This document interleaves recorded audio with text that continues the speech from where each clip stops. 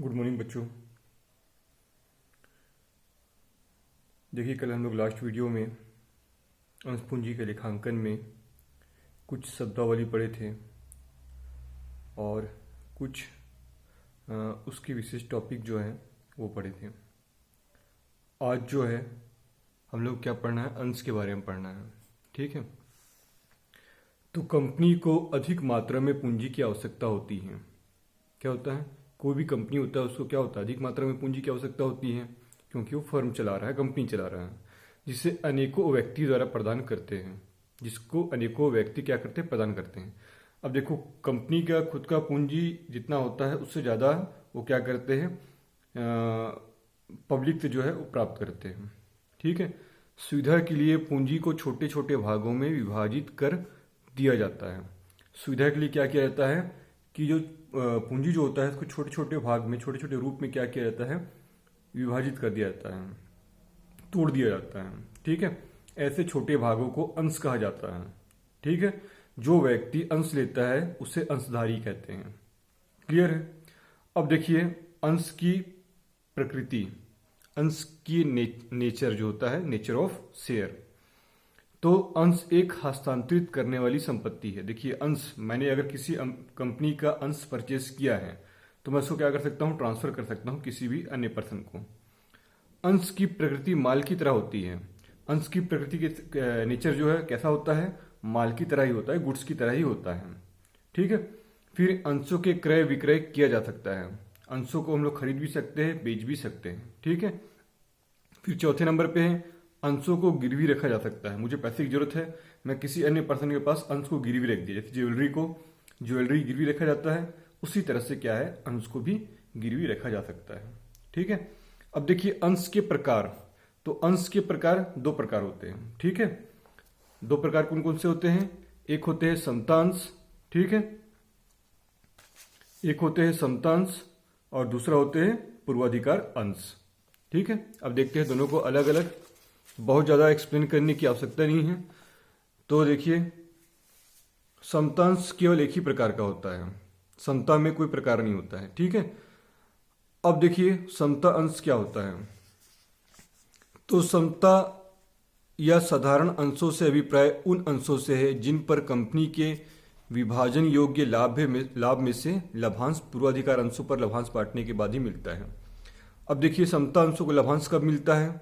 समता अंशों का अभिप्राय क्या बता रहा है कि समता अंशों पर लाभांश तब दिया जाता है जब पूर्वाधिकार अंशधारियों को लाभांश दे दिया जाता है, उसके बाद जो लाभ बचता है वो लाभ समता अंशधारियों को दिया जाता है। इन्हें लाभांश बांटना अनिवार्य नहीं है। जो समता अंशधारी जो होते हैं उनको क्या है, समता अंश जो परचेस किए उनको समता अंशधारी बोलते हैं, और इनको लाभांश बांटना अनिवार्य नहीं है। अगर फर्म के पास पूर्वाधिकार अंशधारियों को लाभ बांटने के बाद अगर लाभ बचा है तो इनको लाभ बांटा जाता है। इन पर दिए जाने वाले लाभांश की दर भी निश्चित नहीं रहती है। देखिए, इन पर जो लाभांश जो इनको दिया जाना है उसका दर भी निश्चित नहीं होता है कि इनको किस दर से लाभांश दिया जाना है। कंपनी के समापन के समय पूर्वाधिकारी अंशधारियों को पूंजी वापस करने के बाद यदि शेष बचती है तो समता अंशधारी को पूंजी लौटाई जाती है। जब कंपनी का समापन होता है कभी, ठीक है, तो उस समय जो पूर्वाधिकार अंशधारी होते हैं उनको पूंजी लौटाने के बाद यदि अगर कुछ बचता है तो समता अंशधारियों को पूंजी लौटाया जाता है। अगर कुछ भी नहीं बचेगा तो समता अंशधारियों को कुछ भी नहीं लौटाया जाएगा। वास्तव में समता अंशधारी ही कंपनी के वास्तविक स्वामी होते हैं। अब देखिए, जो रिस्क ले रहा है वो कंपनी का स्वामी तो होगा ही। ठीक है, सीधी बात है। अब देखिए, समता अंशों की विशेषताएं दिया हुआ है। पहले नंबर पे क्या बोल रहा है, इन अंशधारियों को मत देने का अधिकार होता है। कंपनी में मत देने का अधिकार किनको होता है, तो समता अंशधारियों को होता है। फिर है दूसरे नंबर पे, इन अंशों पर लाभांश की दर निश्चित नहीं होती है। कभी भी देखिएगा आप, इक्विटी शेयर, समता अंश को इंग्लिश में क्या बोलेंगे, इक्विटी शेयर। इक्विटी शेयर के सामने कभी भी दर नहीं लिखा रहता है, जबकि प्रीफरेंस शेयर, पूर्वाधिकार अंश के सामने क्या है, हमेशा दर लिखा रहता है। ठीक है, तीसरे नंबर पे है, पूर्वाधिकार अंशों पर लाभांश देने के बाद इन अंशों पर लाभांश दिया जाता है। अगर कंपनी को लाभांश होता है तो पूर्वाधिकार अंशों पर लाभांश देने के बाद जो लाभ बचता है उन लाभों को क्या है, समता अंशधारियों को बांटा जाता है। उसके बाद है चौथे नंबर पे, समापन पर इन्हें सबसे अंत में पूंजी वापस की जाती है। जब फर्म का समापन होता है, कंपनी का समापन होता है, तो सबसे अंत में, ठीक है, सभी पूर्वाधिकार अंशधारियों को पूंजी लौटाने के बाद, अगर कोई लायबिलिटीज है तो उसको देने के बाद अगर कुछ बचता है तो वो पूंजी जो है समता अंशधारियों को वापस किया जाता है। इसके बाद है पांचवें नंबर पे, इनका भुगतान समापन पर ही होता है। जब इनका पूंजी जो होता है, जो पूंजी लगाया है, जो समता अंशों पर जो व्यक्ति समता अंश खरीदा है कंपनी का, वो कब लौटाया जाएगा, तो कंपनी के समापन पर ही इसका भुगतान होगा। ठीक है। फिर है छठवें नंबर पे, लाभ होने पर प्रतिवर्ष लाभांश देना अनिवार्य नहीं है। अब लाभ हो रहा है कंपनी को, तो प्रतिवर्ष पर ईयर समता अंशधारियों को जो है लाभांश देना अनिवार्य नहीं है। समता अंशधारी ही कंपनी के वास्तविक मालिक होते हैं। क्या बोला गया, अब देखिए इतने सारे पॉइंट्स के बावजूद मतलब लास्ट में क्या बोल रहा है कि जो स्वामी होते हैं, वास्तविक स्वामी जो होते हैं, मालिक जो होते हैं, वो समता अंशधारी ही होते हैं। ठीक है। तो अब समता अंशों के लाभ दिए हुए हैं, बहुत ज़्यादा डीपली में नहीं जाएंगे हम लोग, ये सब आप अपने से पढ़ सकते हैं। ठीक है। उसके बाद आते हैं पूर्वाधिकार अंश में। अब देखिए पूर्वाधिकार अंश के बारे में क्या बोल रहा है। पूर्वाधिकार अंश उन अंशों को कहते हैं जिन्हें आजीवन एक निश्चित दर से लाभांश का भुगतान प्राप्त करने तथा कंपनी के समापन की दशा में पूंजी की वापसी का पूर्वाधिकार प्राप्त होता है। देखिए पूर्वाधिकार मतलब नाम से क्लियर हो रहा है कि पूर्व अधिकार होता है इनको, हर चीज में सबसे पहला अधिकार होता है। अगर कंपनी को लाभ हो रहा है तो लाभांश प्राप्त करने का अधिकार भी इनको पहला होता है, और पूंजी वापसी का अधिकार भी जो होता है इनको पूर्वाधिकार ही होता है। ठीक है। तो इसीलिए इनका नाम पड़ा है, इस अंश का नाम पड़ा है पूर्वाधिकार अंश। अब पूर्वाधिकार अंश की विशेषताएं देखते हैं क्या क्या है। तो इन अंशों पर लाभांश की दर निश्चित होती है। ठीक है। पहला क्या बोल रहा है, इन अंशों पर। देखिए हमेशा जहां पर भी पूर्वाधिकार अंश लिखा रहेगा, ठीक है, उसके सामने कुछ इस तरह से 6%, 7% लाभांश का दर जो है वो लिखा रहेगा। ठीक है। दूसरे नंबर पे, इन अंशों पर लाभांश समता अंशों के पहले ही दिया जाता है। देखिए क्लियर है कि समता अंशों पर लाभांश बाद में दिया जाता है, पूर्वाधिकार अंश जो खरीदे होते हैं उन अंशधारियों को लाभांश पहले मिलता है। उसके बाद तीसरे नंबर पे, कंपनी के समापन की दशा में, जब कंपनी का समापन होता है उस दशा में क्या है, समता अंशों से पहले इनको क्या है, पूंजी वापस की जाती है। ठीक है। सबसे पहले जो है पूर्वाधिकार अंशधारियों को पूंजी वापस की जाती है, उसके बाद समता अंशधारियों को। फिर चौथे नंबर पे, इन अंशधारियों को प्रायः मत देने का अधिकार नहीं होता है। अब देखिए ये इनके लिए नेगेटिव पॉइंट हो गया। क्या होता है कि जो पूर्वाधिकार अंशधारी जो होते हैं उनको कंपनी में मत देने का अधिकार नहीं होता है। क्यों? क्योंकि उनको लाभांश पहले मिल रहा है, फर्म के समापन पर पूंजी पहले मिल रहा है। ठीक है। फिर है पांचवें नंबर पे, इन अंशधारियों को निश्चित एवं नियमित आय प्राप्त होती है। क्लियर है, 6%, 7% पूर्वाधिकार अंश के सामने लाभांश की दर निश्चित रहता है, तो इनका जो आय जो होता है वो निश्चित और नियमित होता है। ठीक है। अब देखिए उसके बाद दिया है पूर्वाधिकार अंश के लाभ, तो ये आप लोग देख सकते हैं, ज्यादा मैं एक्सप्लेन नहीं करूंगा।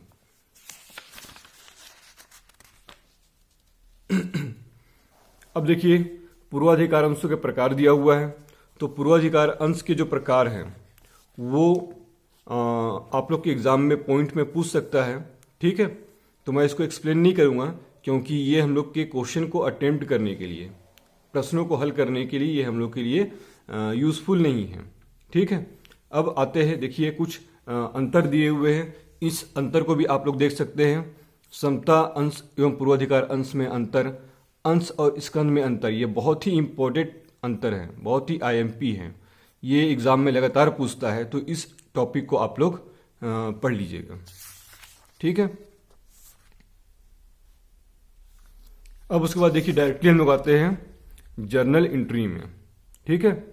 देखिए यहाँ पर कुछ टॉपिक दिए हुए हैं, अधिकृत पूंजी, निर्गमित पूंजी, अनिर्गमित पूंजी, प्रार्थिक पूंजी, अप्रार्थित पूंजी, ये सब मैं आपको कल में बता चुका हूँ।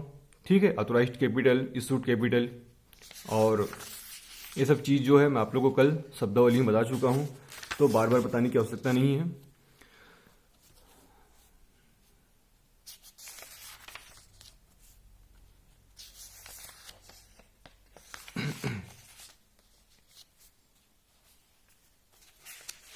अब देखिए पेज नंबर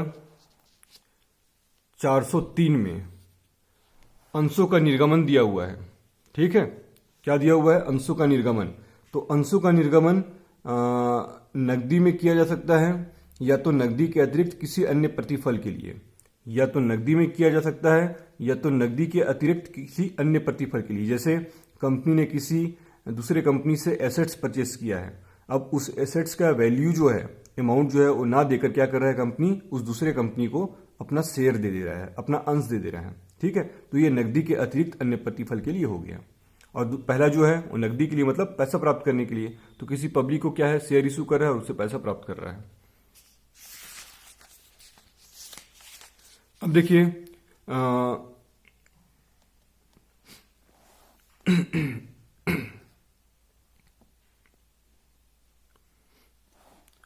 देखिए यहां दिया हुआ है अंशों के निर्गमन के लेखे करना। अंशों का निर्गमन कैसे किया जा सकता है? तो इसका 3 प्रकार है। एक मुश्त राशि प्राप्त होने पर, जैसे कंपनी जो है 1000 शेयर इशू कर रहा है 10 रुपये वाले, तो 10 रुपये जो है एक अंश पर पूरा एक साथ प्राप्त कर ले रहा है। उसके बाद है दूसरे नंबर पे राशि किस्तों में प्राप्त करना। ठीक है, तो राशि किस्तों में प्राप्त करना, 10 रुपये का अंश है। ठीक है, तो एप्लीकेशन 3 किस्त में, 4 किस्त में बांध दिया। ठीक है, एप्लीकेशन पर, अलॉटमेंट पर, फर्स्ट कॉल पर, फाइनल कॉल पर। तो इस तरह से क्या है, कुछ इंस्टॉलमेंट में जो है वो राशि को प्राप्त कर रहा है, अंशों की राशि को। उसके बाद है तीसरा, अन्य किसी प्रतिफल के रूप में। जैसा भी मैंने बताया, कोई कंपनी जो है वो दूसरे कंपनी से या किसी दूसरे पर्सन से जो है वो एसेट्स लिया है, खरीदा है। अब उसका अमाउंट पे करने के बदले क्या कर रहा है, उस व्यक्ति को जो है अपने कंपनी का अंश दे रहा है। ठीक है, तो अन्य प्रतिफल के रूप में यही होता है। अब देखिए पहले नंबर पे जो हमने देखा था, एक मुश्त राशि प्राप्त करने हेतु, जब एक मुश्त 10 रुपए का अंश है और एक साथ पूरा प्राप्त कर ले रहा है, कोई इंस्टॉलमेंट नहीं है उसमें, कोई किस्त नहीं है, तो इसमें भी क्या होता है, सम मूल्य पर, प्रीमियम पर और बट्टे पर। कल मैंने बताया था सम मूल्य, प्रीमियम और बट्टा क्या होता है। ठीक है, उसके बाद देखिए राशि किस्तों में प्राप्त करने हेतु, तो इसमें भी सेम वही कंडीशन होता है, सम मूल्य पर, प्रीमियम पर और बट्टे पर। उसके बाद है अन्य किसी प्रतिफल के रूप में, तो इसमें भी क्या है, देखिए यहां पर दिया हुआ है सम मूल्य पर, प्रीमियम पर और बट्टे पर। अब देखिए इसका जो है एंट्री थोड़ा सा ही चेंजिंग होता है, बाकी नॉर्मल ही एंट्री होता है, बस एक आध पॉइंट ही चेंज होता है, एक आध जनरल एंट्री जो है बस वही चेंज होता है। अब देखिए इसमें क्या है, जर्नल एंट्री देखते हैं हम लोग। सबसे पहले संपूर्ण राशि एक साथ प्राप्त होना।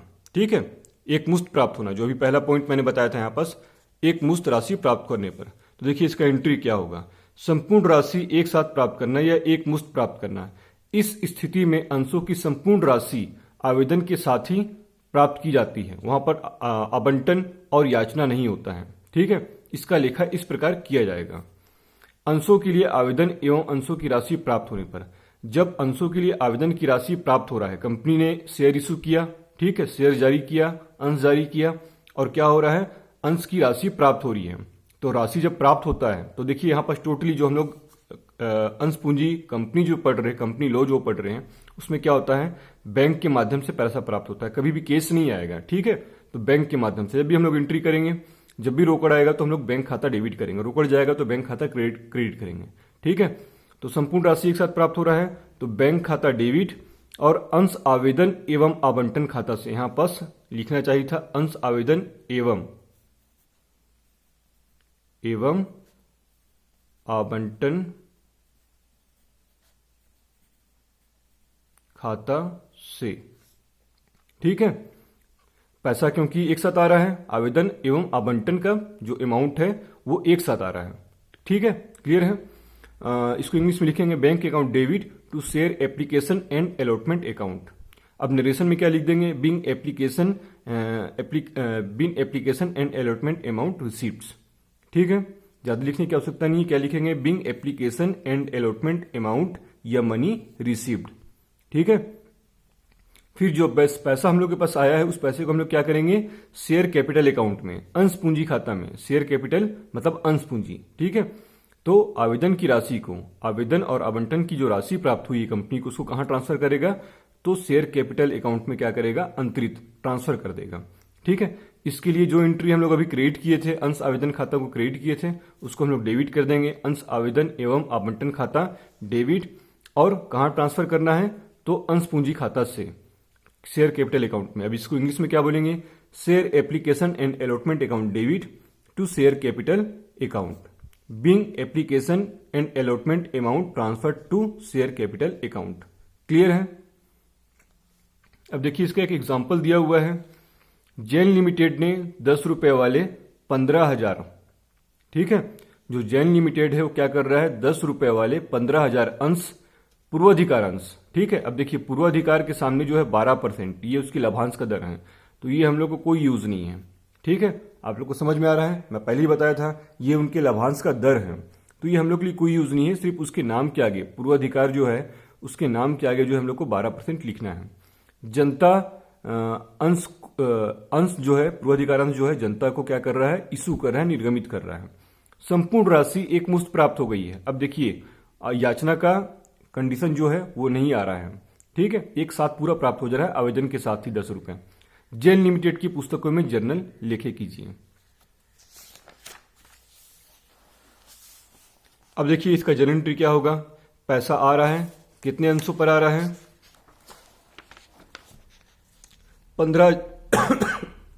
15,000 अंशों पर 10 रुपए के हिसाब से आ रहा है, ठीक है। तो देखिए एंट्री क्या होगा, बैंक अकाउंट डेबिट, ठीक है, बैंक अकाउंट डेबिट हो गया, बैंक अकाउंट डेबिट हो गया 15,000 इंटू 10, कितना हो गया, 1,50,000 रुपये, ठीक है। अब ये पैसा कहां से आ रहा है, तो 12% preference share application and allotment account, यहां पर अलॉटमेंट छोड़ दिया है, ठीक है, कुछ गलतियां बुक में हुई है, तो 12%, ये पहले बताया था मैं, इसका कोई यूज नहीं, सिर्फ हम लोग को प्रीफरेंस शेयर के नाम के आगे 12% जो लाभांश का दर है उसको लिखना है, ठीक है। तो 12% preference share application and allotment account 1,50,000 रुपये।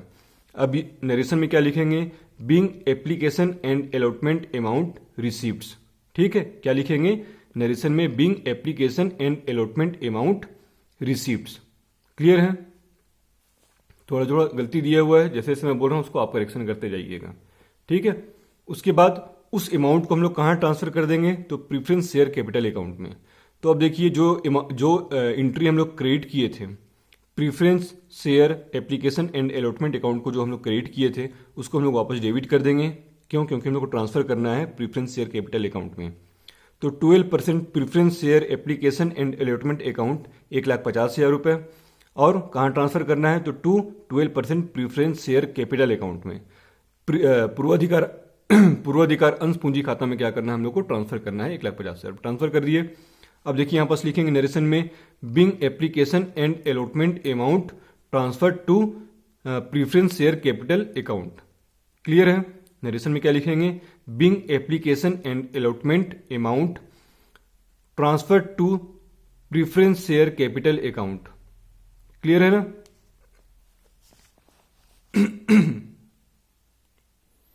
अब देखिए एक एग्जाम्पल जो है वो समतांश पर है। आबासा कंपनी, तो आबासा कंपनी का नाम है, ठीक है। कंपनी लिमिटेड ने 1,000 समतांश निर्गमित किए। कितना अंश निर्गमित कर रहा है, 1,000 अंश इशू कर रहा है, जिसका मूल्य कितना है, 25 रुपए है, ठीक है। एक अंश का मूल्य कितना है, 25 रुपए है। सभी राशियां आवेदन के समय ही दी थी। जितनी भी जो भी वैल्यू है एक शेयर का, वो इंस्टॉलमेंट में नहीं है, क्या हो रहा है, सभी राशियां आवेदन के समय ही, मतलब एक मुश्त प्राप्त हो जा रहा है। सभी राशियां प्राप्त हो गई है, आवश्यक जर्नल के लेखे कीजिए। अब देखिए पैसा आ रहा है, तो 1,000 अंशों पर 25 रुपए के हिसाब से, ठीक है। तो पैसा आ रहा है तो बैंक अकाउंट डेबिट हो जाएगा 25,000 रुपए। कहां से पैसा आ रहा है, to equity share application and allotment account 25,000 रुपए। क्लियर है।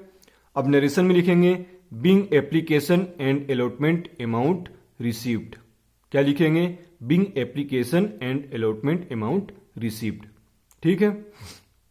अब देखिए जो एंट्री हम लोग क्रिएट किए थे, equities equity share application and allotment account जो क्रिएट किए थे, अब उसको हम लोग क्या करेंगे, डेबिट कर देंगे। Equity share application and allotment account debit 25,000 रुपये। ठीक है, अब इस अमाउंट को हम लोग कहाँ ट्रांसफर करना है, तो to equity share capital account में ट्रांसफर करना है। ठीक है, ट्रांसफर कर दिए 25,000 रुपये। अब देखिए नरेशन में क्या लिखेंगे, being application and allotment amount transfer to share capital account या equity share capital account. Clear है। ये दो एग्जाम्पल के माध्यम से हम लोग को ये मालूम चल गया है कि एक मुश्त राशि जब प्राप्त होता है तो हम लोग को जर्नल एंट्री कैसे करना है। ठीक है, अब अगले वीडियो में जो है हम लोग देखेंगे कि जो है राशि जब किस्त में प्राप्त होता है, इंस्टॉलमेंट में प्राप्त होता है, तो उसका जर्नल एंट्री कैसे करना है। तो पहले जर्नल एंट्री पहले बताऊंगा, उसके बाद उसका एक एग्जाम्पल मैं आप लोगों को क्या करूंगा, बता दूंगा। ठीक है।